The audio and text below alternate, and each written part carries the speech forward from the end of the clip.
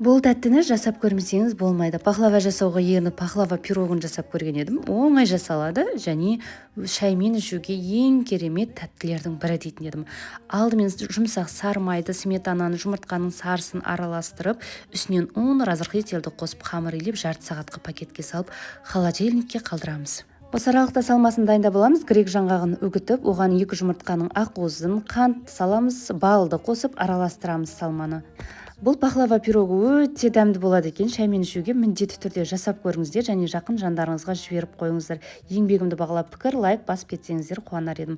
Қамырды теңде 3 бөлікке бөліп аламыз. Біреуін жайып, салманың жартысын саламыз, екіншісін жайып, қалған салманы салып, үстінен жауып, осылай пышақпен із қалдырып шығамыз. Үстіне жұмыртқаның сарысын жағып, пешке 180 градуста қызарғанша жібереміз. Жасалуы оңай, піскен соң суығанын күтпейсіз. Бал мен суды араластырып жақсаң, жылтырап өте әдемі болып тұрады.